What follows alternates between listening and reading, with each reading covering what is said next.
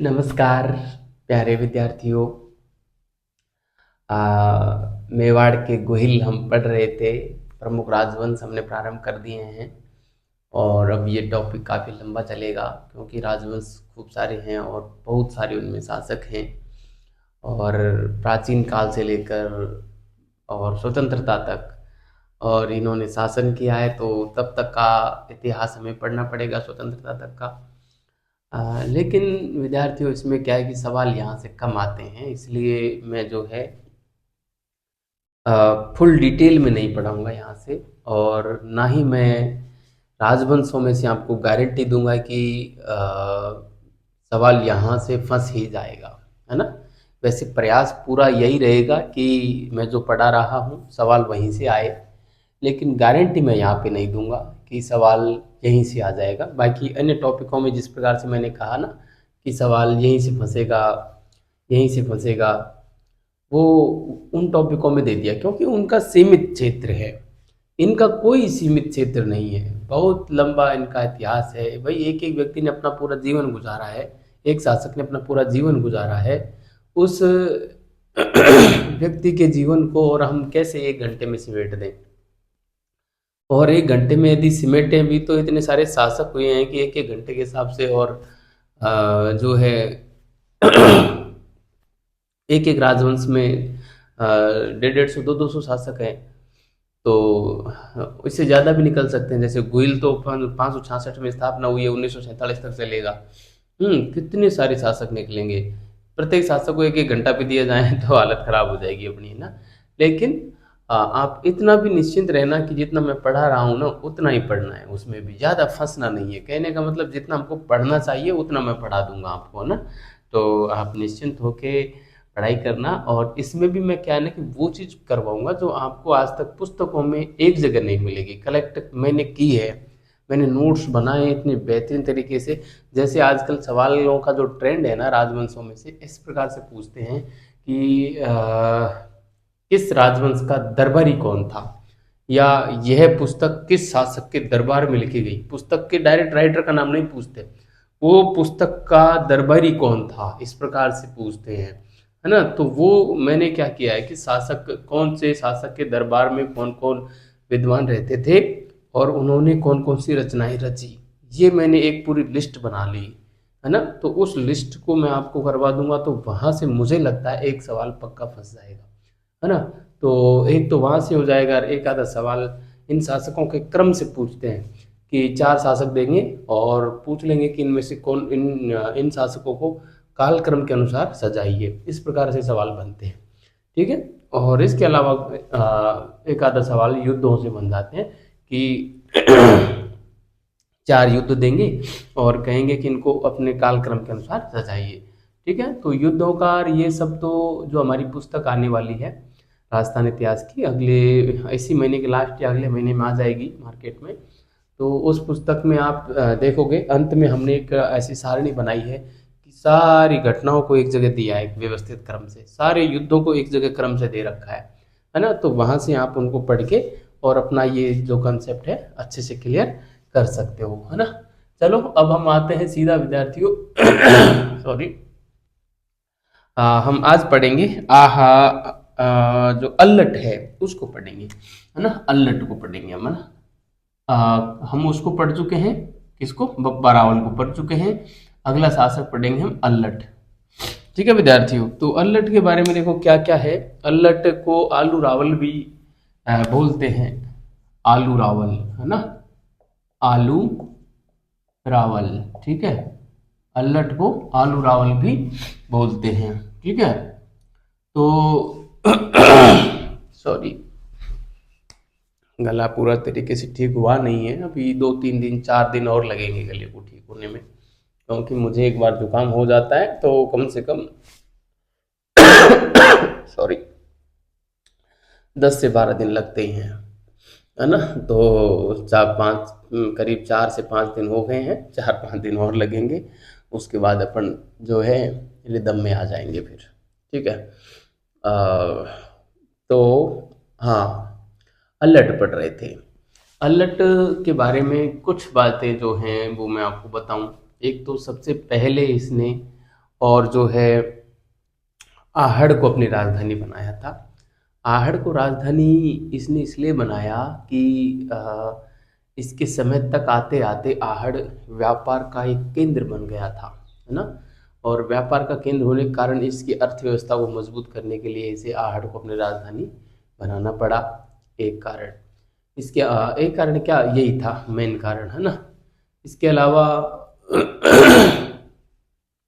Sorry Ahar के sorry Allat के संबंध में जो हमें जानकारी मिलती है वो आहड़ अभिलेख से मिलती है, जो कि 977 ईस्वी का है और शक्ति कुमार का है ना। अल्लट के बाद एक शासक बनेगा नरवाहन, और नरवाहन के बाद एक शासक बनेगा शक्ति कुमार।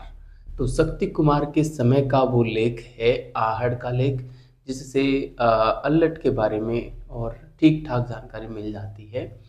जिसमें जो है अल्लट की माता का नाम महालक्ष्मी मिलता है, जो कि राठौड़ राजकुमारी थी, है ना, राठौड़ों की एक कन्या थी। इसके अलावा अल्लट की एक पत्नी का नाम मिलता है हरिया देवी, जो कि हूण राजकुमारी थी। और ये माना जाता है कि यह पहला अंतर्राष्ट्रीय विवाह था, मतलब राजपुतानी से राजपुतानी के द्वारा या राजपुतानी के किसी व्यक्ति के द्वारा किया गया पहला अंतर्राष्ट्रीय विवाह था। वैसे भारत के संदर्भ में ऐसा माना जाता है कि जो चंद्रगुप्त मौर्य था उसने पहला अंतर्राष्ट्रीय विवाह किया था। सेल्यूकस निकेटर जो था, सेल्यूकस की पुत्री से विवाह किया था। हाँ, शायद वजीरा उसका नाम था। वजीरा था या कुछ ऐसे ही था कोई नाम। करीब 305 ईसा पूर्व में किया था, और उसको दहेज में अफगानिस्तान मिला था ना, मतलब कंधार, अराकोशिया, वो वाला क्षेत्र जो वर्तमान में अफगानिस्तान में पड़ते हैं ना, वो चंद्रगुप्त को दहेज में मिला था उस जमाने में। ईसा पूर्व 305 के समय की बात कर रहा हूँ, ठीक है। लेकिन राजपूताने का पहला अंतर्राष्ट्रीय विवाह कौन सा माना जाता है, अल्लट ने किया था हूण राजकुमारी हरिया देवी से, है ना, इसे माना जाता है। इसके अलावा इस अभिलेख में, मतलब आहड़ अभिलेख में जो है अल्लट के जो मंत्री थे इसके दरबार के, उसके बारे में जानकारी मिलती है। अक्षपटलिका हो या संधि विग्राहक हो, है ना, या फिर जो है बंदीपति हो, इस प्रकार के नाम मिलते हैं, है ना। तो सॉरी इन क्या हुआ भाई, इन सारे आ, जो पद जो मिलते हैं, जो प्रशासनिक पदों के जो नाम मिलते हैं, इन सारे नामों के कारण और अल्लट को जो है मेवाड़ में नौकरशाही का जनक कहा जाता है ना। एक कॉल आ रहा है विद्यार्थी, हाँ, तो मैं बता रहा था आपको। इसके अलावा इसमें जो 3 अधिकारियों के नाम मिलना यह दर्शाता है कि अल्लट ने और मेवाड़ में नौकरशाही प्रारंभ की थी, है ना। इसलिए अल्लट को नौकरशाही का जनक भी कहा जाता है, ठीक है। और ये कुछ अल्लट के संबंध में प्रमुख प्रमुख बातें थी। इसने जो है वराह मंदिर का निर्माण भी करवाया था, है ना। और जो है ये आहड़ में रहते थे, इसलिए अल्लट के जो वंशज हैं वो अहाड़िया या अहाड़ा भी कहलाए थे, ठीक है। तो ये सारी बातें हैं विद्यार्थियों, मैं यहाँ पे अल्लट से संबंधित पूरी बातों को लिख देता हूँ, और फिर हम जो है आगे की बात करेंगे, ठीक है। तो मैं यहाँ पे लिखना प्रारंभ करता हूँ, ठीक है। चलो हम प्रारंभ करते हैं लिखना, इसी से लिखते हैं। अल्लट के संबंध में देखो क्या क्या लिखेंगे। पहली बात लिखेंगे हम कि जो है अल्लट ने अल्लट ने आ, आहड़ को आहड़ को मेवाड़ के गुहिलों की सॉरी मेवाड़ के गुहिलों की दूसरी राजधानी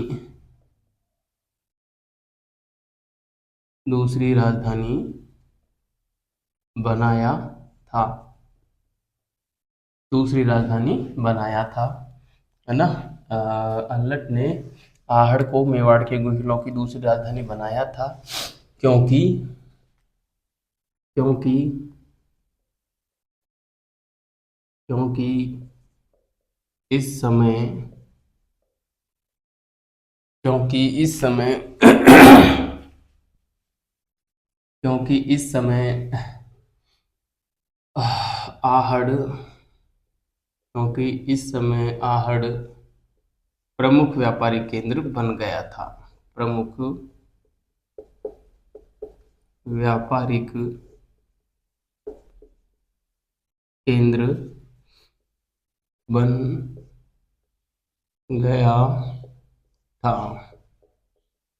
क्योंकि आहड़ इस समय प्रमुख व्यापारिक केंद्र बन गया था। ठीक है, इंपॉर्टेंट बात है ना।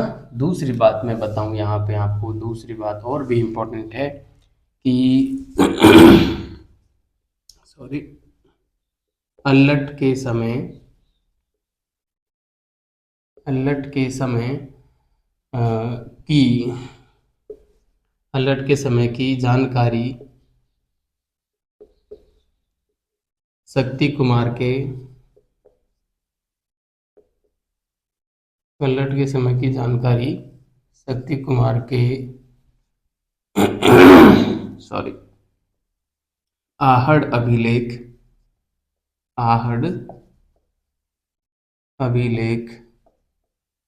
शक्ति कुमार के आहड़ अभिलेख 977 ईस्वी, है ना, से आहड़ अभिलेख से मिलती है। आहड़ अभिलेख से मिलती है ना। आहड़ अभिलेख से मिलती है। ठीक है। क्या क्या जानकारी मिलती है विद्यार्थियों, ये मैं थोड़ा सा बताना चाहूँगा। इससे हमको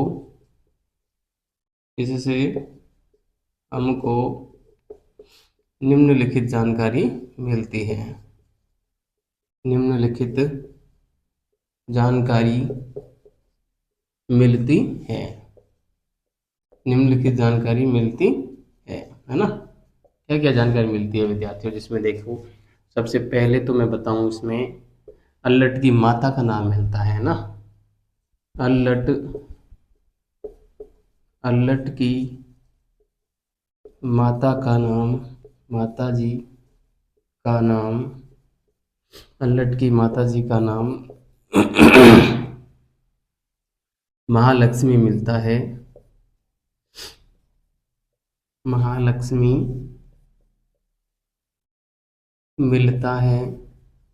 कई किताबें आपको लक्ष्मीवती भी लिखा मिल सकता है, लेकिन आप महालक्ष्मी ही याद रखना, क्योंकि गोपीनाथ शर्मा जी की पुस्तक को मैं पढ़ के आया हूँ। ऑथेंटिक पुस्तक ही पढ़ता हूँ मैं, तो वहाँ पे जो है महालक्ष्मी ही लिखा है गोपीनाथ शर्मा जी ने, है ना। ये गाइड वाइड है, मैं नहीं पढ़ता किसी प्रकार की, किसी की भी गाइड हो। आजकल मैंने पहले पढ़ी है गाइडें, खूब पढ़ी हैं, लेकिन पिछले 1.5 साल 2 साल से मैं जो है ऑथेंटिक पुस्तकें ही पढ़ रहा हूँ, है ना। वहीं से अपना डेटा कलेक्ट करके और अपने नोट्स बना लेता हूँ बढ़िया से, है ना। और फिर जो है उन नोट्सों को यहाँ पे छाप देता हूँ ऐसे कैसे, बस, तो दिक्कत नहीं आती, है ना।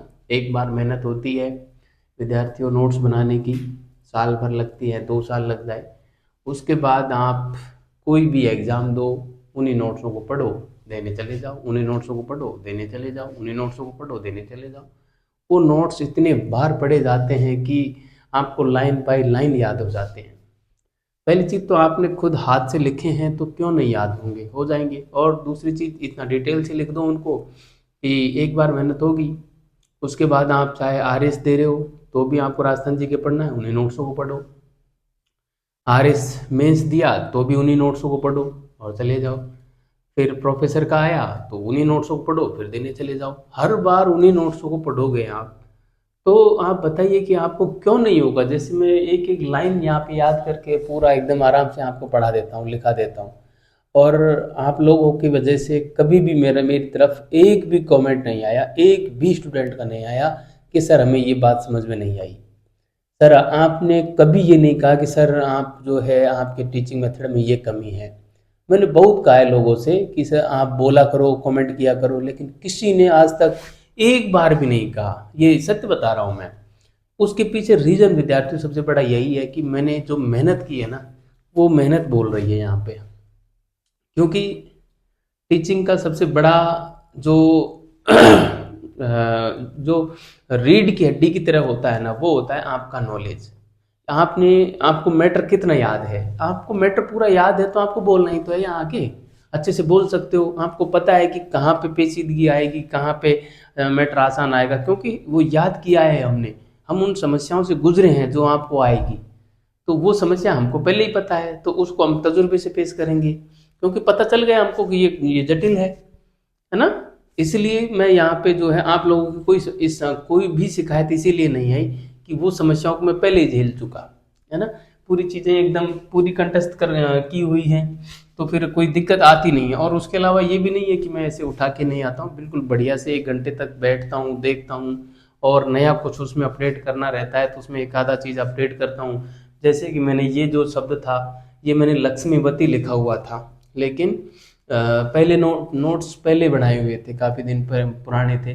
तो फिर मैंने इसको अभी गोपीनाथ शर्मा जी को पुस्तक को उठाया अभी जस्ट ये क्लास स्टार्ट होने से पहले, और मैंने उसमें देखा तो वहाँ पे महालक्ष्मी लिखा हुआ था, तो मैंने मेरे नोट्स में वती को पीछे काट के महाशब्द आगे जोड़ दिया, राइट का निशान लगा दिया। ठीक है, इस प्रकार से मैं जो है अपडेट करता चला जाता हूँ अपने नोट्सों को। अब आगे मान लो आरपीएससी को ये ऐसा सवाल आता है जिसमें मान लेते कि नहीं लक्ष्मीवती ही था, मान लीजिए आरपीएससी मान लेती, क्योंकि आरपीएससी का कोई भरोसा नहीं है। अभी तो हम ऑथेंटिक पुस्तक है गोपीनाथ शर्मा जी की, उसके अनुसार कर दिए, लेकिन आरपीएससी कई बार क्या है ना कि गूगल से सही मान लेती है, ये हाल है आरपीएससी का। अब आरपीएससी यदि इसको लक्ष्मीवती सही मान लेती है तो फिर आरपीएससी हमेशा वही मानेगी, मानने को तो एक बार आरपीएससी ने जो मान लिया वही मान लिया। तो आरपीएससी का जो प्रमाण होता है, जो आरपीएससी की जो आंसर की होती है वो प्रमाणित होती है, फाइनल आंसर की, है ना। तो उसको फिर आप जो है अपने नोट्स में ऐड कर दो, है ना। तो इस प्रकार से आप जो है ऐसे नोट्स बनाओ एक बार कि किस्सा खत्म। फिर कोई भी टॉपिक को ऐसा पढ़ो, एक बार पढ़ो, डिटेल में पढ़ो, उसके बाद फिर उस टॉपिक से संबंधित आपको लगता है कि और मैटर ऐड करना चाहिए तो उस टॉपिक को किताब से पढ़ लो और किताब से उन चीज़ों को ऐड कर दो अपने नोट्स में। फिर किस्सा खत्म, ना किताब पढ़ने की आवश्यकता है ना कोचिंग की आवश्यकता है, अपने नोट्स ही पढ़ो और एग्जाम देने चले जाओ, सारे एग्जाम वहीं से पास हो जाएंगे। इस लेवल के नोट्स बना दो, और मेरे जो नोट्स में बनवा रहा हूँ ना वो इसी लेवल के बनवा रहा हूँ। और पूरी भाषा दे के मैं जो लिखता हूँ ना विद्यार्थी, वो इसीलिए लिखता हूँ कि आप जब आगे कोई भी एग्जाम दोगे, अभी फर्स्ट ग्रेड दे रहे हो मान लो, कल को आपका प्लान बना के आरएस दे, तो आरएस प्री वो मेंस वो सब यहाँ से पास हो जाएंगे। आप अगले मानस बना के प्रोफेसर देना है तो राजस्थान में जो प्रोफेसर की एग्जाम होगी उसमें राजस्थान जीके का पेपर आता है और राजस्थान हिस्ट्री आती है। मैं दावे के साथ कह रहा हूँ यहाँ से बाहर सवाल नहीं जाएगा, है ना। हल्का फुल्का ऐड करना पड़ेगा। तो ये आपको मेरी मेहनत अब हो रही है ना, ये आपको 2 साल 3 साल बाद में जाके आपको एहसास होगा कि कोई बंदा था जिसने इतनी मेहनत करके हमारे नोट्स बनवा दिए, वाकई गजब किया। और फिर मान लो फर्स्ट ग्रेड बन भी गए तो आपको पढ़ाना है, किताबों से आप पढ़ा नहीं सकते, क्योंकि वहाँ से भी आपको प्रत्येक बात तो छाप नहीं सकते, वहाँ भी आपको मोस्ट चीज़ें सेलेक्ट करनी पड़ेंगी बैठ के, और फिर जाके उन मोस्ट चीज़ों को डिलीवर करना पड़ेगा। या फिर आप किताब लेके जाओ फिर, और किताब में से लिखो बच्चों, ऐसे पढ़ाओगे क्या आप? ऐसे तो पढ़ा नहीं सकते। तो कहाँ से पढ़ाओगे? नोट्सों से ही पढ़ाओगे। तो ये नोट्स तो आपको पूरे जीवन भर काम आएंगे, मतलब अमूल्य धरोहर होंगे आपकी। इसलिए मैं कह रहा हूँ कि आपको नोट्स जो है ना बेहतरीन तरीके से बनाने चाहिए, अच्छे क्वालिटी के पन्ने पर बनाने चाहिए और अच्छे वाले पेन से बनाने चाहिए, ताकि 1 साल बाद में पेन की स्याही बिखरे नहीं, वो पन्ना फटे नहीं। जैसे एक बार चौमासा गुजर जाता है ना तो वो अक्सर धुंधले हो जाते हैं जब हम 2 रुपए वाला पेन इस्तेमाल करते हैं तो, लेकिन कम से कम 5 वाला तो पेन इस्तेमाल ही करना, या उससे बढ़िया और भी इस्तेमाल कर सकते हो तो बहुत बढ़िया है, वो तो आपका प्लस पॉइंट है। ठीक है, चलो। अल्लट की माता जी का नाम महालक्ष्मी मिलता है, जो राठौड़ राजकुमारी थी, जो राठौड़ राजकुमारी थी, है ना, जो राठौड़ राजकुमारी थी। एक बात तो ये मिलती है सॉरी, दूसरी क्या मिलती है विद्यार्थियों? अल्लट की पत्नी का नाम मिलता है अल्लट की पत्नी का नाम हरिया देवी मिलता है। मेरी लेख खराब है, लेकिन आप लोगों में से किसी ने भी और लेख पर भी कमेंट नहीं किया कि सर आप अच्छा नहीं लिखते, है ना। उसके पीछे भी कारण ये हो सकता है कि मैं प्रत्येक शब्द को बोलता भी हूँ, जब लिखता हूँ तो बोलता भी हूँ। तो बहुत से विद्यार्थी ऐसे हैं कि मेरी आवाज़ से सुनकर ही लिख लेते होंगे, बोर्ड पे देखते भी नहीं होंगे। और एक अच्छे विद्यार्थी की निशानी यही होती है कि टीचर जो बोले उसी को ही वो लिख ले, है ना। क्योंकि कई बार लिखने में गलती भी हो जाती है, वैसे कई बार बोलने में भी गलती हो जाती है। एक बार मेरे से हुई भी है, जैसे मैं पढ़ा रहा था, एक कोई स्थल था, अ, उसकी सन मेरे से गलत हुई थी, शायद नौहो भरतपुर वाला था। वो खोजा गया था 1963-64 में, मैंने गलती से 53-54 करवा दिया था। उसको बाद में ठीक करवाया था, नीतू ने ठीक करवाया था ना। तो इस प्रकार से गलतियां तो खैर हो जाती हैं, लेकिन मेरी आवाज़ के साथ ही आपको लिख लेना चाहिए ना। अल्लट की पत्नी का नाम हरिया देवी मिलता है, मिलता है, जो हूण राजकुमारी थी, जो एक जो एक हूण राजकुमारी थी, जो एक हूण राजकुमारी थी, ठीक है, जो एक हूण राजकुमारी थी, है ना। यह मैं ब्रैकेट में डाल देता हूं, यह राजस्थान का, यह राजस्थान का प्रथम अंतर्राष्ट्रीय विवाह माना जाता है। अब ये ऐसी बातें तो हम वैसे लिख देते हैं, प्रथम अंतर्राष्ट्रीय विवाह माना जाता है। ये तो हमने निकाला है बाद में, माना जाता है, क्योंकि सॉरी, जब विवाह हुआ था तब राष्ट्र जैसी संकल्पना ही नहीं थी कि ये मेरा राष्ट्र है, और ऐसे जैसे ये भारत हो गया साहब मान लो, है ना, ये कोई विदेश हो गया, ये कोई और अन्य देश हो गया, ऐसे कोई नक्शे फिक्स नहीं थे उस जमाने में। तो हम इसको कहें कि ये अंतर्राष्ट्रीय है, ये राष्ट्रीय है, ऐसे मतलब ये संकल्पना ही नहीं थी ना, तो हम राष्ट्रीय और अंतर्राष्ट्रीय की बात कैसे कर सकते हैं, नहीं कर सकते। लेकिन क्या है ना कि बाद के जो हम जैसे लोग हैं, उन्होंने कह दिया कि जब भारत अस्तित्व में आया तो भारत से बाहर का विवाह था, तो हम कह देते हैं कि ये पहला अंतर्राष्ट्रीय विवाह था। वैसे कुछ लोग ये कहते हैं कि पहला अंतर्राष्ट्रीय विवाह तो और भी बहुत हुए थे। खैर चलो, और प्राचीन में जाते हैं तो मिल जाते हैं ऐसे ना। जैसे सीता भी, सीता का जो जन्म माना जाता है वो नेपाल में माना जाता है, मिथिला नेपाल में पड़ता है ना, तो वो भी मान लेते हैं। चलो, तीसरी बात इसमें क्या मिलती है, तीसरी बात मिलती है इसमें कि जो सॉरी, अल्लट के जो कुछ कार्य करने वाले पदाधिकारी थे अल्लट के दरबार में, उनके नाम मिलते हैं, है ना। अल्लट के, अल्लट के दरबार के कार्य करने वाले कुछ पदाधिकारियों के नाम, दरबार के कार्य करने वाले कुछ पदाधिकारियों पदाधिकारियों के नाम मिलते हैं, पदाधिकारियों के नाम मिलते हैं, मिलते हैं, जैसे, है ना, जैसे कौन कौन से नाम मिलते हैं, मैं यहाँ पे थोड़ा सा जो है कलर बदल लेता हूँ अपना, ठीक है। तो एक तो नाम मिलता है विद्यार्थियों हमारे यहाँ पे अक्सपटलिक,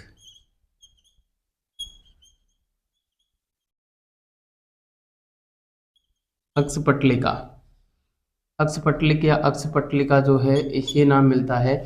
और ये जो होता था, जो हमारे पुरालेख विभाग होता था उसका मंत्री होता था ये ना, पुरालेख विभाग का मंत्री होता था, ठीक है।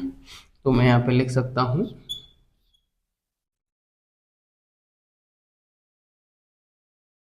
पुरालेख अच्छी है ना लेख तो, कौन कहता है खराब है, चला देंगे हम। पूरा लेख विभाग का मंत्री, है ना, पूरा लेख विभाग का मंत्री।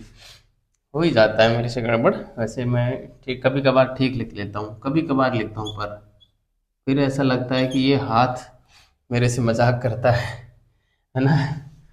पूरा लेख विभाग का मंत्री हो गया, एक हो गया संधि विग्राहक, है ना, संधि विग्राहक, संधि विग्राहक या विग्रहिक भी मिल जाता है ना, आप दोनों ही नाम ध्यान रखना, यहाँ पे वो भी मिल सकता है, ही के ऊपर छोटी मात्रा, संधि विग्राहक। ये युद्ध व संधि का मंत्री होता था ना, युद्ध व संधि का मंत्री या रक्षा विभाग का मंत्री दोनों कह सकते हैं इसको, है ना। तो यहाँ पे मैं लिख सकता हूँ युद्ध व संधि का मंत्री रक्षा विभाग का मंत्री हो गया एक तरीके से ना, रक्षा विभाग का मंत्री, है ना।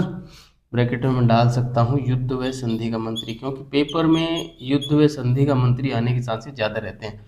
युद्ध व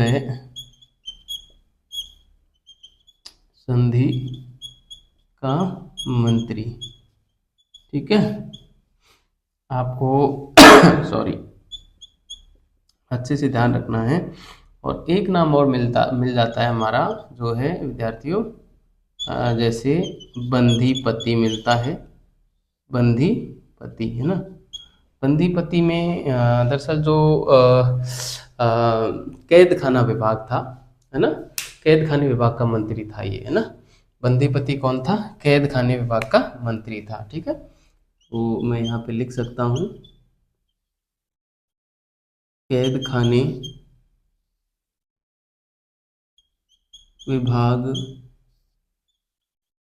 का मंत्री, है ना, कैद खाने विभाग का मंत्री, ठीक है। तो ये कुछ नाम मिलते हैं पदाधिकारियों के, जो कि अल्लट के पदाधिकारी हुआ करते थे, ठीक है।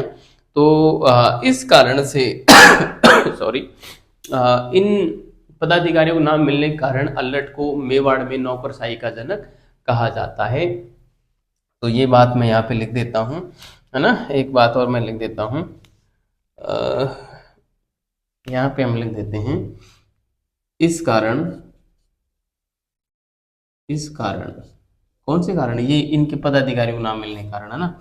आप लिख देना कि पदाधिकारियों के नाम मिलने के कारण, है ना। इस कारण अल्लट को, अल्लट को मेवाड़ में, अल्लट को मेवाड़ में नौकरशाही,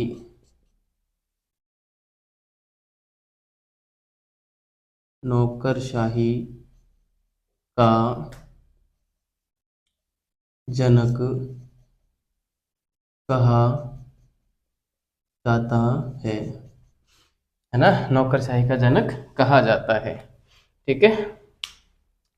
देखो विद्यार्थी, मैं लेख तो मेरी अच्छी है, मतलब शब्द को तो मैं अच्छा बना देता हूँ, लेकिन कई बार मात्रा का जो कितनी ऊंचाई पे जानी है, जैसे इसमें इतनी ऊंचाई पे गई, इसमें छोटी रख दी, इसमें ये तरीके से मात्रा नहीं गई, है ना, या फिर जैसे इसको मैंने यहाँ भिड़ा दिया, ये प्रॉब्लम है। बाकी शब्द में अच्छा लिख देता हूँ, है ना, सीधा भी लिख देता हूँ, है ना।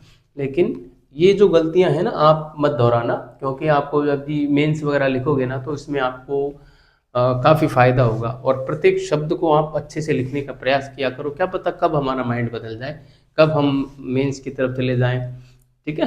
तो चलो, इसको मैं मिटा रहा हूँ, और अल्लट के संबंध में जो बातें थी वो मैंने लगभग लगभग यहाँ पे की। अब एक आधा बातें और है, जैसे वराह मंदिर का निर्माण इसने करवाया, वैसे आर्ट एंड कल्चर का भाग है, लेकिन मैं यहाँ पे करवा दूंगा। और अल्लट आहड़ में रहते थे, आहड़ को इसने राजधानी बनाया था, इसलिए इसके जो बाद वाले लोग थे, या आहड़ के, अल्लट के जो वंशज थे, वो आहड़िया या आहड़ा कहलाए, है ना, ठीक है। तो ये दो बातें यहीं पे लिख लेते हैं, चलो यहाँ पे ही लिख लेते हैं हम, है ना, इसी में लिख लेते हैं। सॉरी, एक तो क्या कहेंगे कि ये जो राजधानी बनाया था ना आहड़ को, है ना, इसलिए अल्लट के वंशज जो थे, यहाँ पे हम कह दें कि आहाड़ा, आहाड़ा या आहाड़िया कहलाए थे। अहाड़िया कहलाए, है ना, कौन, अल्लट के वंशज, है ना, के वंशज। ठीक है, आप अच्छे से लिख देना, आप तो अच्छे से लिखना, उसके नीचे लिख देना एक बात, है ना। मेरा तो क्या बोर्ड है, मुझे तो अभी मिटाना है, आपको मिटाना थोड़ी है, मैं तो अभी मिटा दूंगा, लेकिन बावजूद उसके मैं देखो तरीके से लिखता हूँ, है ना, मुझे तो अभी जस्ट मिटाना ही है, उसके बावजूद भी मैं जो है इसको तरीके से लिखता हूँ, है ना। और इसने क्या किया था, एक वराह मंदिर का निर्माण करवाया था, है ना, आहड़ में वराह मंदिर, आहड़ में वराह मंदिर बनवाया, है ना, आहड़ में वराह मंदिर बनवाया किसने, अल्लट ने बनवाया था। ठीक है, तो आपको ध्यान रखनी है बातें अल्लट से संबंधित, और अल्लट हमारा यहाँ पे पूरा हो जाता है। ठीक है, अल्लट हमारा यहाँ पे पूरा हो जाता है। अब हम आते हैं विद्यार्थियों, अल्लट के बाद अगला शासक जो आएगा हमारा, वो शक्ति कुमार ही पढ़ेंगे हम, है ना, शक्ति कुमार पढ़ेंगे। ठीक है, मैं इसको मिटा रहा हूँ, ठीक है ना, आपने उतार ही लिया होगा। ठीक है, चलो, तो ये अल्लड़ आपको, सॉरी अल्लड़ क्या, अल्लट आपको अच्छे से समझ में आया होगा ना। अल्लट से सवाल बन जाता है विद्यार्थियों कई बार, है ना, क्योंकि कई सारी बातें हैं। एक तो आहड़ को इसने सबसे पहले राजधानी बनाया, ये सवाल सबसे ज्यादा पूछा गया है। इसके बाद इसमें से ये इसकी पत्नी जो थी हरिया देवी, ये हूण राजकुमारी थी, इससे संबंधित सवाल पूछा गया है। और इसके बाद जो सॉरी सबसे ज्यादा सवाल पूछा गया है वो ये पूछा गया है कि मेवाड़ में नौकरशाही का जनक कौन था, तो अल्लट था, है ना। और अल्लट के बारे में जानकारी कहाँ से मिलती है, तो आहड़ अभिलेख से जानकारी मिलती है। ये सवाल भी जो है विद्यार्थियों बहुत बार पूछा गया है ना। तो अल्लट से सवाल 5-7 सवाल अच्छे अच्छे बनते हैं, बहुत बार पूछे गए हैं, ध्यान रखना। अब हम पढ़ेंगे शक्ति कुमार को, है ना, शक्ति कुमार। ठीक है, शक्ति कुमार को पढ़ेंगे। तो शक्ति कुमार के संबंध में क्या क्या जानकारी मिलती है, तो आहड़ अभिलेख जो है वो शक्ति कुमार के समय का ही है, और जिससे हमको कई जानकारी मिलती है, तो वो हम जानकारी यहाँ पे वही लिखेंगे, है ना। तो मैं जो है एक लाइन लिख देता हूँ, इसके समय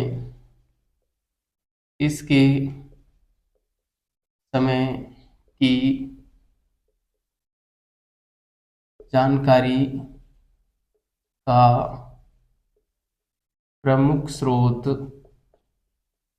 प्रमुख स्रोत आहड़ अभिलेख है। आहड़ अभिलेख, ये सन जो है विद्यार्थियों, ये ध्यान रखना इंपॉर्टेंट है ना, क्योंकि 4 अभिलेख देंगे और उनको कालक्रम से जमवाएंगे, है ना, तो इसलिए कालक्रम ध्यान रखना है ना। इसके समय की जानकारी का प्रमुख स्रोत आहड़ अभिलेख है, आहड़ अभिलेख है जो इसी के समय का है, जो इसी के समय का है। देखो विद्यार्थियों, इसी के समय का होना और इसके समय की जानकारी का होना अलग अलग अंतर होते हैं, है ना। तो इसमें दोनों ही बातें हैं, इसके समय की जानकारी भी देता है और इसके समय का है जानकारी। तो जैसे हम बताया कि 977 ईस्वी का है और इसी के समय का है, मतलब 977 ईस्वी में आहड़ का अभिलेख लिखा गया। ठीक, अब 977 से पहले के जितने भी शासक हुए, गुहिल से लेकर और शक्ति कुमार तक, उन सब की जानकारी यह देता है। तो अल्लट की भी देता है, बप्पा रावल की भी देता है, गुहिल की भी जानकारी देता है ना। तो गुहिल इसके समय की, यानी कि मैं इसमें लिख सकता हूँ गुहिल के समय की जानकारी देता है, बात सही है। इसमें मैं लिखूं बप्पा रावल के समय की जानकारी देता है, बात सही है। इसमें मैं लिखूं कि यह अभिलेख नरवाहन के समय का है, नहीं साहब, मैं यहाँ पे लिखूँ यह अभिलेख अल्लट के समय का है? नहीं साहब, अल्लट के समय का नहीं है। समय का पूछे कि किसके समय का है, तो सत्य कुमार के समय का। जबकि किसके समय की जानकारी देता है, तो फिर उसमें गोहिलर, अल्लटर, नरवाहन, बापा रावल और सत्य कुमार ये आ जाएंगे, है ना। यानी कि किसके समय का है, ये तो हो जाएगा सत्य कुमार। लेकिन किसके समय की जानकारी देता है, तो उसमें हमको गोहिल से लेकर और सत्य कुमार के बीच के जितने भी शासक हुए हैं उन सब की जानकारी देता है। तो उसमें गोहिल भी आ जाएगा, उसमें जो है सॉरी महेंद्र भी आ जाएगा, बप्पा रावल भी आ जाएगा, है ना। और जो है सॉरी अल्लट भी आएगा और शक्ति कुमार भी आएगा, ठीक है। तो अब देखो इसमें हमको क्या क्या जानकारी क्या क्या मिलती है। तो सबसे पहले तो हम ये लिखेंगे कि इससे गोहिल से लेकर शक्ति कुमार तक के शासकों की जानकारी मिल जाती है ना। पहली बात इससे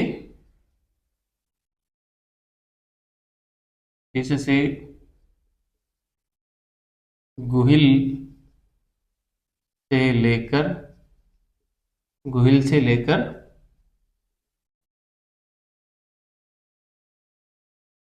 शक्ति कुमार तक के शासकों की जानकारी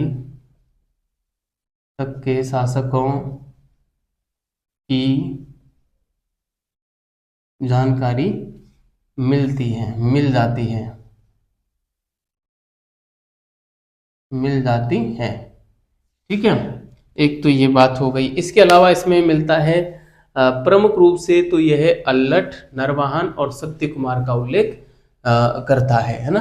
मैं यहाँ पे दूसरी बात में लिखूं कि प्रमुख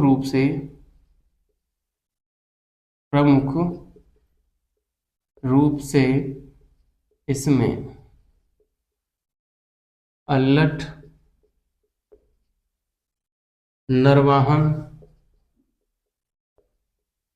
व शक्ति कुमार। ये नरवाहन का नाम मैंने नहीं लिखा, मैंने इंपॉर्टेंट शासकों का ही नाम मैं लिख रहा हूं। नरवाहन के समय की जो है कोई खास जानकारी हमको नहीं मिलती है ना, इसलिए हमने नरवाहन को नहीं पढ़ा है ना। नरवाहन के बारे में जो जिक्र मिलता है वो इस अभिलेख में मिलता है, तो हम उसको यहीं पढ़ लेंगे, अलग से नहीं पढ़ा, है ना। तो प्रमुख रूप से इसमें अल्लट, नरवाहन व शक्ति कुमार का जिक्र मिलता है,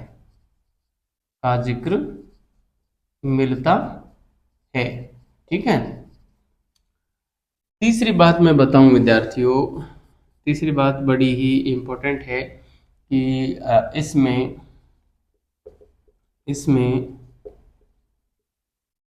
नरवाहन के अक्षपटलिका,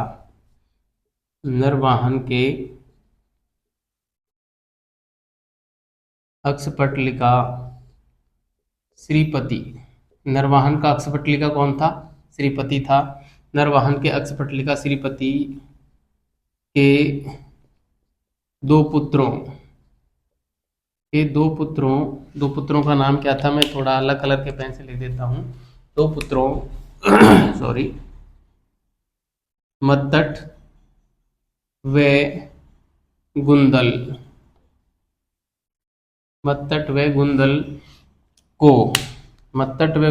को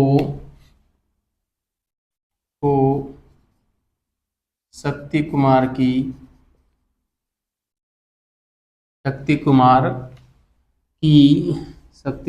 की दो भुजाएं बताया गया है। शक्ति कुमार की दो भुजाएं बताया गया है किसको? मत्तट व गुंदल को। मत्तट व गुंदल कौन थे? श्रीपति के पुत्र थे। श्रीपति कौन थे?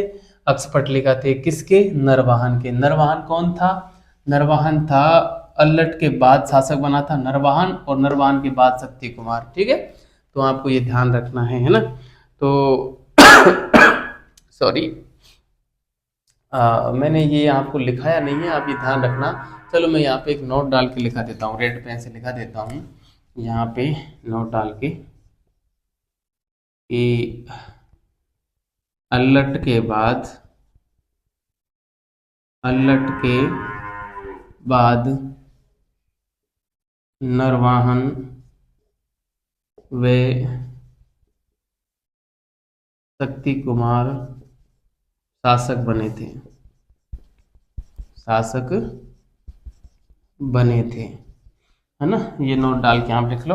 वैसे शक्ति कुमार को तो हम पढ़ ही रहे हैं, ये नरवाहन को छोड़ दिया था, मतलब अल्लट व शक्ति कुमार के बीच में नरवाहन शासक थे।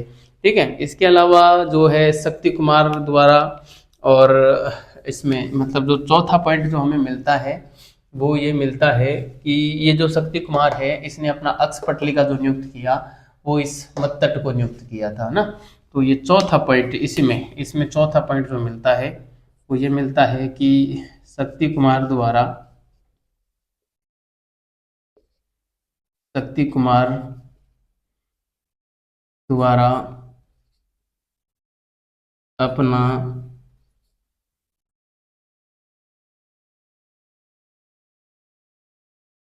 अपना अक्षपटलिका मत्तट को नियुक्त करने का उल्लेख मिलता है। मत्तट को बनाए जाने का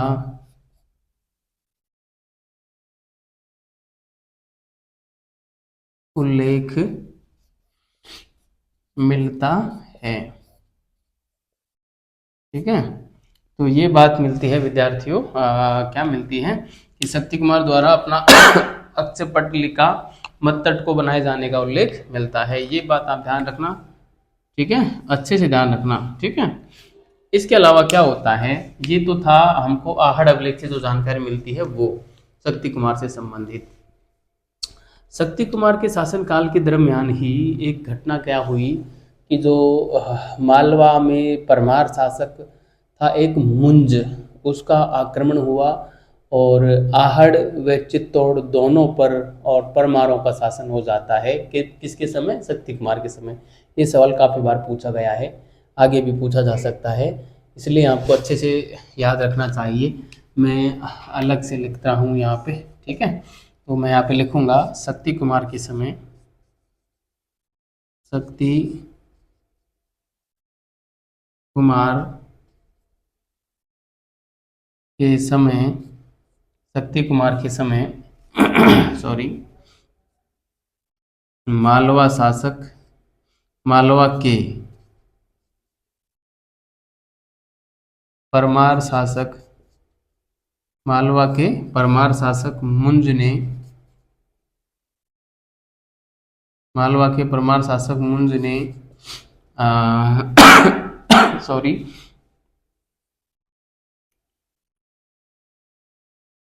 आहड़ व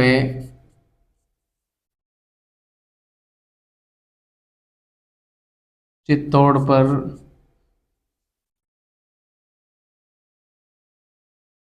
अधिकार कर लिया था, है ना। मुंज ने क्या कर लिया था, आहड़ व चित्तौड़ पर अधिकार कर लिया था। ध्यान रखना किसके समय, शक्ति कुमार के समय। ये मुंज कौन था, परमार शासक था मुंज, है ना। इसकी राजधानी धारावर्ष हुआ करती थी, है ना। तो ये बात आपको विशेष रूप से ध्यान रखनी है।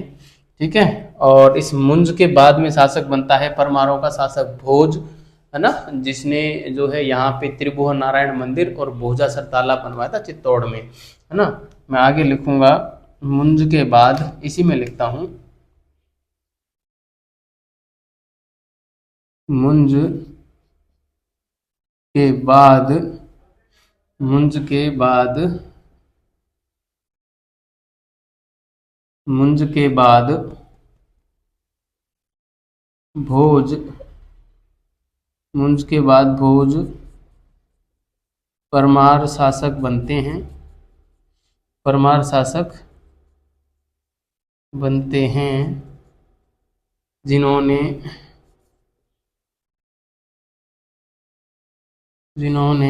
चित्तौड़ में, जिन्होंने चित्तौड़ में भोजासर तालाब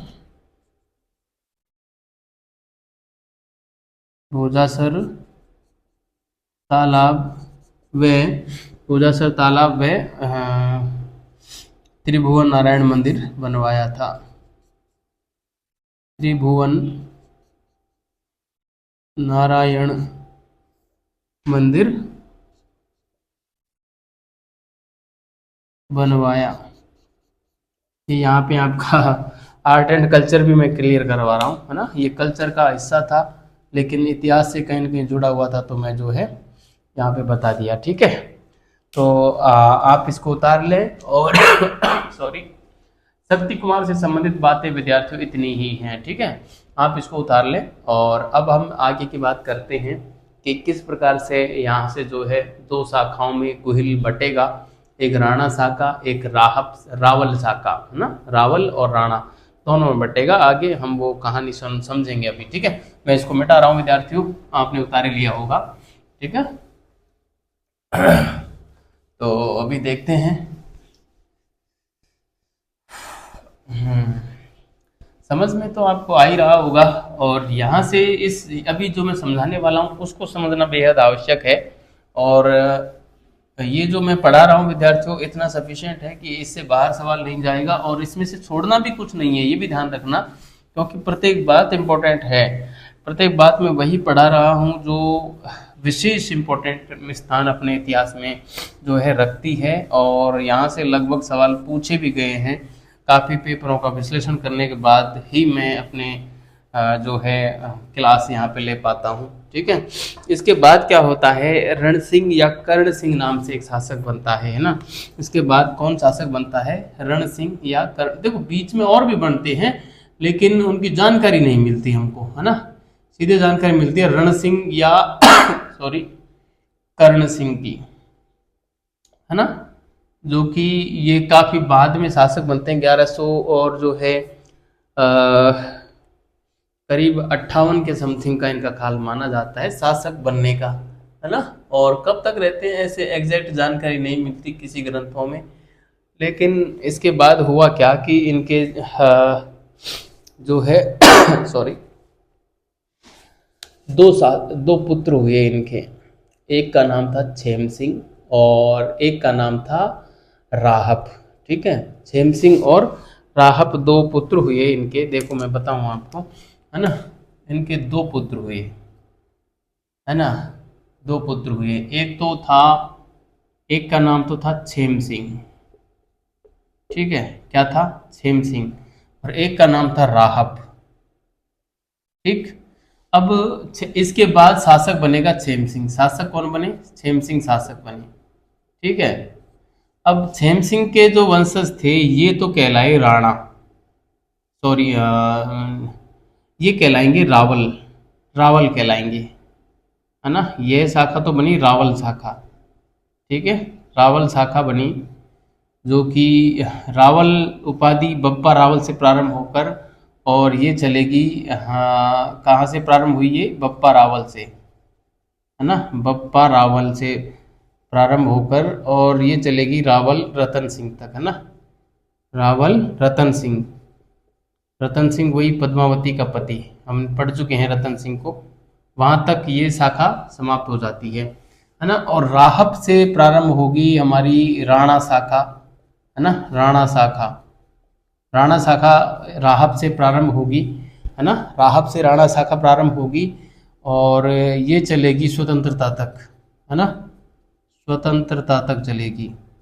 स्वतंत्रता तक जो है राणा शाखा चलेगी।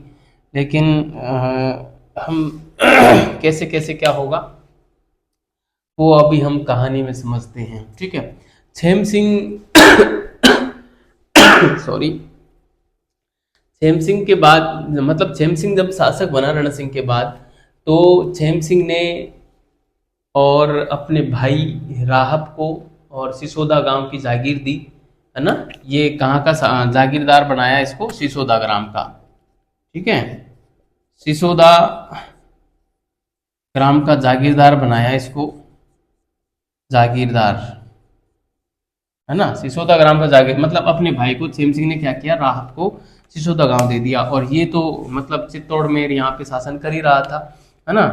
तो छेम सिंह ने उसको सिसोदा गांव दे दिया, इसलिए इसके वंशज राहब के वंशज सिसोदिया कहलाए और ये राणा की उपाधि धारण करते थे, है ना। और इसके जो वंशज हुए छेम सिंह के बाद जो शासक बनते हैं उनमें विद्यार्थियों सामंत सिंह का नाम आता है, फिर कुमार सिंह का नाम आता है, उसके बाद फिर एक नाम आता है मंथन सिंह का नाम आता है, फिर मंथन सिंह, पद्म सिंह, है ना। फिर आता है जैत्र सिंह, तेज सिंह, फिर समर तेज सिंह के बाद में समर सिंह और फिर रावल रतन सिंह, है ना। समर सिंह का बेटा था रावल रतन सिंह, हाँ ठीक है, यही नाम आते हैं, है ना। तो कौन कौन से नाम हुए देखो, हमने लिखे छेम सिंह के बाद में सामंत सिंह के बाद में फिर एक आ जाएगा हमारे कुमार सिंह, है ना। कुमार सिंह के बाद में एक आ जाएगा हमारे मंथन सिंह या मनमत सिंह, फिर आ जाएगा एक पद्म सिंह, है ना, पद्म सिंह के बाद में एक हमारा आ जाएगा जैत्र सिंह, पद्म सिंह के बाद में जैत्र के बाद में तेज, है ना, 6 तेज के बाद में फिर समर सिंह के बाद में रावल रतन सिंह, ठीक है। ये शासक आते हैं, है ना। देखो कैसे कैसे ये कहानी चलती है, ये रावल रतन सिंह तक की मैं ले के आऊँ तो इसके बाद में देखो कौन कौन शासक बनेंगे। छेम सिंह के बाद के शासक मैं बताऊंगा आपको, है ना। छेम सिंह के बाद में बनेगा एक तो सामंत सिंह, है ना, सामंत सिंह, ठीक है। सामंत सिंह के बाद में शासक बनेगा हमारे, सामंत सिंह के बाद जो है सॉरी सामंत सिंह के बाद में हमारा कुमार सिंह बनेंगे। कुमार सिंह के बाद में मेमंत सिंह या मनमत सिंह, है ना।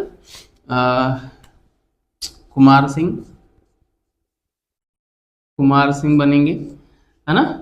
इनका कार्यकाल क्या रहा मतलब जानकारी नहीं मिलती, बस नाम मिलता है ना। कुमार सिंह के बाद में जो नाम मिलता है हमको मेमत सिंह,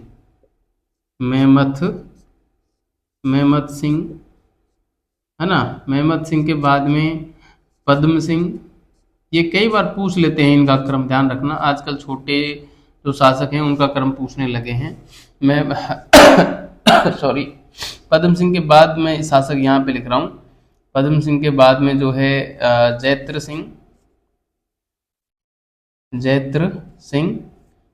सिंह के बाद में, है ना, मैं ऐसे तीर के निशान से लिखा रहा हूँ, आप समझ जाना, ऐसे कंफ्यूज मत होना कि ऐसे ऐसे कैसे चल रहा है। जैत्र सिंह के बाद में तेज सिंह का और जैत्र सिंह का तो मिलता है ना। जैत्र सिंह के समय इल्तुतमिश का आक्रमण होगा, तेज सिंह के समय मेवाड़ का जो पहला चित्र बनाया गया था श्रावक प्रतिक्रमण सूत्र चूर्ण 1260 में, वो इसके समय बनाया गया था। और तेज सिंह के बाद में शासक बनेगा समर सिंह, रावल रतन सिंह के पिता, और यहाँ पे बनेंगे फिर रावल रतन सिंह, है ना, रतन सिंह। ये सभी रावल की उपाधि लगाएंगे सभी, है ना। बप्पा रावल के बाद सभी रावल की उपाधि लगाएंगे, है ना। जैसे ये आलू रावल था, अल्लट अभी हमने पढ़ा, है ना। तो ये था, फिर रावल रतन सिंह आ गया, ये, है ना, ये रतन सिंह आ गया। और रतन सिंह के समय अलाउद्दीन खिलजी का आक्रमण होगा 1303 में, और ये रावल रतन सिंह वीरगति को प्राप्त होगा। रावल शाखा यहाँ पे समाप्त हो जाएगी, है ना, रावल शाखा यहाँ पर समाप्त हो जाएगी। और किसका शासन होगा चित्तौड़ पे? खिज्र खां को नियुक्त करके चला जाएगा, हमने वहां पे पढ़ा है ना। खिज्र खां को नियुक्त करके चला जाता है अलाउद्दीन खिलजी, किसको? खिज्र खां को। और खिज्र खां शासन करता है करीब 1303 से और 1311 तक, है ना, यही लिखा है ना मैंने वहां पे। और इसके बाद में आ जाता है मालदेव मूछाड़ा शासन करता है ना। किसके बाद? 1311 से और 1326 तक मालदेव मूछाड़ा शासन करता है। ये मालदेव मूछाड़ा आपको पता होगा जालोर के जो शासक थे कानड़ देव उसके पुत्र थे, और वीरम देव के भाई लगते थे मालदेव, है ना, वीरम देव मालदेव भाई थे ये। तो ये वहां से बच के आ गया था इधर अलाउद्दीन खिलजी की शरण में। वहां भी अलाउद्दीन खिलजी का आक्रमण हुआ था, आपको पता ही होगा, है ना।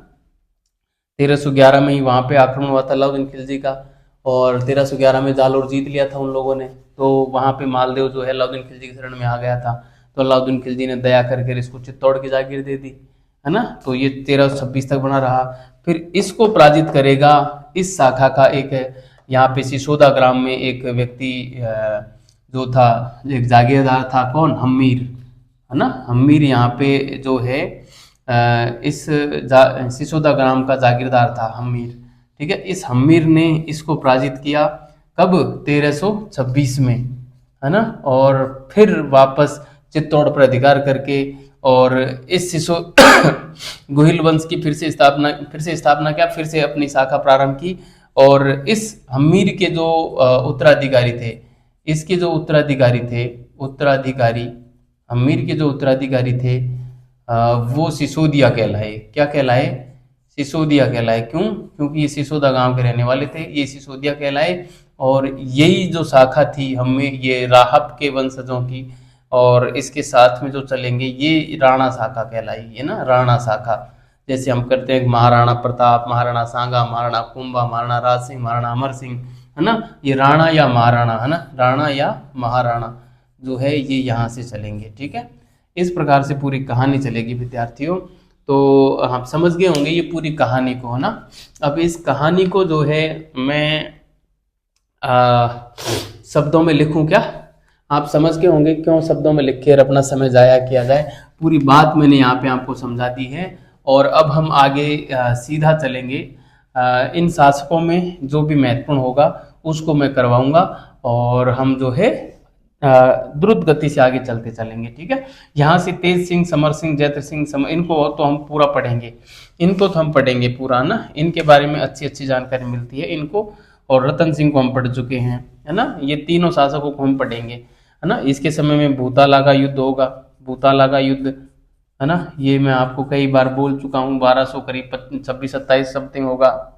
और जय तेज सिंह का समय भी इम्पोर्टेंट है, समर सिंह का भी थोड़ा सा इम्पोर्टेंट है, इसके समय में कोई जानकारी नहीं मिलती। ठीक है, तो ठीक है, अगली क्लास में देखेंगे विद्यार्थियों यहाँ से आगे की कहानी को। ठीक है, इसको आप अच्छे से समझना, इस टॉपिक को बढ़िया से समझ लोगे ना यहाँ से, तो यहाँ से सवाल बनते हैं, राहब शाखा, राणा शाखा, रावल शाखा, इसमें थोड़ा सा कंफ्यूजन रहता है विद्यार्थियों के।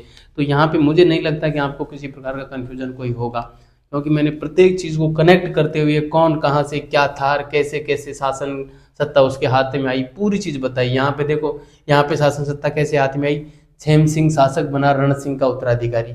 छेम सिंह ने अपने भाई राहब को और सिसोदा गांव का जागीरदार बना दिया, इसलिए ये सिसोदा में एक अलग से शासन व्यवस्था प्रारंभ हुई, है ना। और ये शाखा यहाँ चलती चलती यहाँ पे जब खत्म हुई रतन सिंह के समय, तो यहाँ पे शासन आ गया किसका, खिजर खां को नियुक्त करके गया था अलाउद्दीन खिलजी।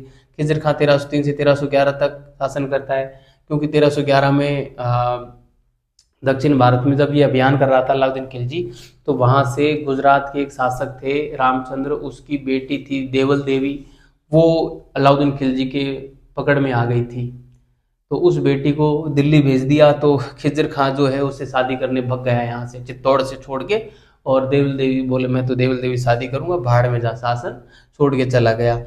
वहां जब छोड़ के चला गया तो फिर अलाउद्दीन खिलजी ने मालदेव मूछाड़ा को यहाँ का चित्तौड़ का प्रशासक बना दिया, और वो शासन करता है 1326 तक। 1326 में हम्मीर सिसोदिया आता है और इसको भगा के और वापस शासन सत्ता स्थापित करता है, और इस प्रकार से ये राणा शाखा प्रारंभ हो जाती है। ठीक है, तो बहुत बहुत धन्यवाद विद्यार्थियों, अच्छे रहिए, मस्त रहिए और पढ़ते रहिए।